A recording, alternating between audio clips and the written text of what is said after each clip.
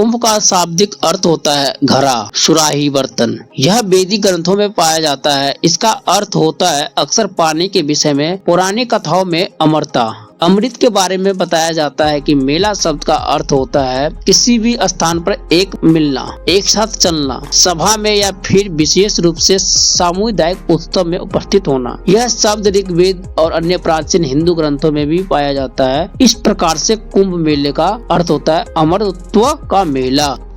Hello नमस्कार दोस्तों आज हम बात करेंगे कुंभ मेला। दोस्तों, कुंभ मेला भारतीय संस्कृति और आस्था का महापर्व है, जिसकी शुरुआत 850 वर्ष लगभग पुरानी मानी जाती है। इसकी शुरुआत शंकराचार्य द्वारा मानी जाती है, लेकिन इस कथा की समुद्र मंथन की पुरानी घटनाओं से जुड़ी हुई है। पौराणिक मान्यता के अनुसार समुद्र मंथन से निकले अमृत के लिए देवताओं और असुरों के बीच में युद्ध हुआ था। इस दौरान अमृत कलश कुछ बूंदे हरिद्वार, प्रयागराज, उज्जैन और नासिक में गिरी थी। इसी कारण से इन 4 पवित्र स्थानों पर कुंभ का आयोजन होता है। 12 वर्षों में इन स्थान पर यह महोत्सव आयोजित होता है, जबकि 144 वर्षों में महाकुंभ का विशेष आयोजन भी होता है।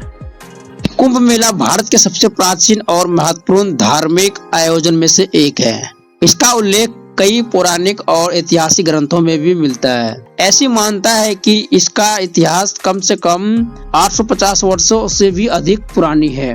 इसके बारे में भगवान विष्णु से उन्हें असुरों के साथ मिलकर समुद्र मंथन का सुझाव दिया गया है। समुद्र मंथन से अमृत कलश प्राप्त हुआ, जिसे इंद्र के पुत्र जयंत ने असुरों से बचाने हेतु अमृत कलश को लेकर आकाश में उड़ान भरी।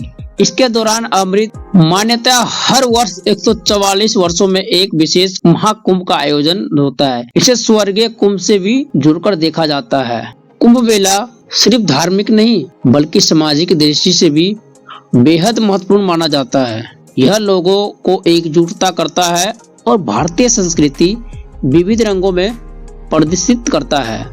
लाखों करोड़ों श्रद्धालु यहाँ पे आके आस्था में डुबकी लगाने और अपनी पापों से मुक्ति पाने के लिए पहुँचते हैं। बता दें कि कुंभ मेला भारतीय संस्कृति का अद्भुत प्रतीक है। आत्मा, इतिहास और आस्था में से एक साथ जोड़ता है। इसका आयोजन भारतीय संस्कृति की गहराई से उसकी जड़ों को समझने में एक सरल माध्यम है। यह आयोजन भारतीय सांस्कृतिक धरोहर और विश्व स्तर पर भी प्रस्तुत करता है।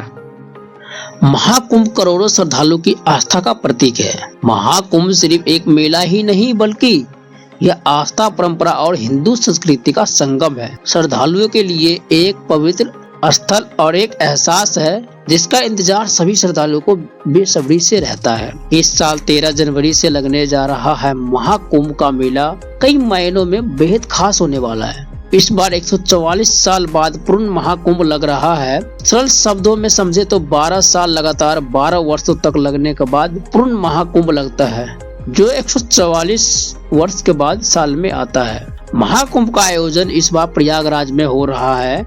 इस बार महाकुंभ में क्या क्या खास होने वाला है, इसके बारे में तो आप जानते ही होंगे। समुद्र मंथन से प्राप्त अमृत कुंभ से अमृत की बूंद को लेकर इस कथा के अनुसार महर्षि दुर्वासा के श्राप के कारण जब इंद्र और अन्य देवता कमजोर हो गए थे, देवताओं ने देवताओं पर आक्रमण करके उन्हें परास्त कर दिया था। तब सभी देवता मिलकर भगवान विष्णु के पास गए। उन्होंने सारा वृत्तांत सुनाया। तब भगवान विष्णु ने उन्हें दैत्यों को साथ मिलकर क्षीर सागर का मंथन करके अमृत निकालने को सलाह दी। भगवान विष्णु के ऐसा कहने पर संपूर्ण देवता दैत्यों के साथ संधि करके अमृत निकालने के लिए यंत्र में लग गए। अमृत कुंभ के निकलते ही देवताओं में इशारे से इंद्र पुत्र जयंत अमृत कलश को लेकर आकाश में उड़ गया। उसके बाद में देवते गुरु शंकराचार्य ने आदेश अनुसार देवताओं ने अमृत को वापस लेने के लिए जयंत का पीछा किया और घोर परिश्रम के बाद उन्होंने बीच रास्ते में ही जयंत को पकड़ लिया। तत्पश्चात अमृत कलश पर अधिकार जमाने के लिए देव दानवों में 12 दिन तक अविराम युद्ध होता रहा। ज्योतिषीय गणना के अनुसार यह मेला पुष पूर्णिमा के दिन आरंभ होता है।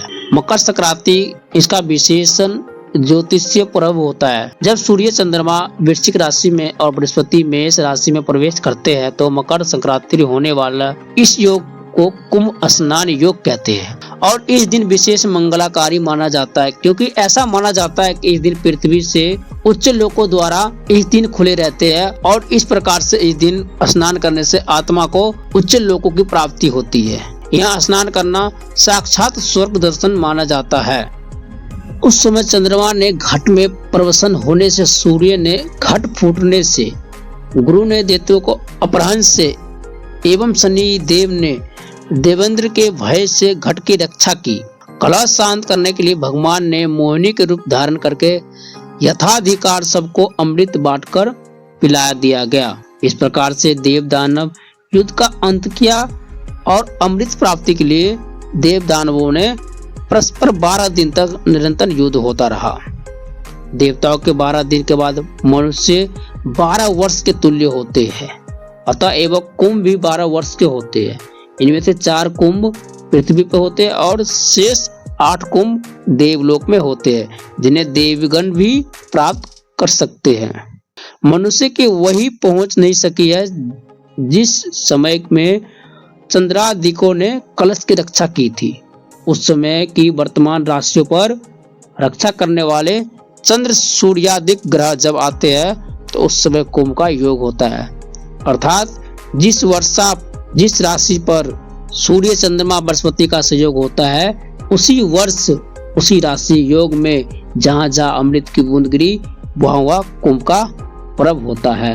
तो दोस्तों, आप लोग भी इस मेला को देखना चाहते हो तो आप लोग देख सकते हो। दोस्तों, ये सब जानकारी आप लोगों को कैसा लगा? अगर अच्छा लगा तो इस वीडियो को लाइक करें और चैनल को सब्सक्राइब करें। जय हिंद, जय भारत, धन्यवाद।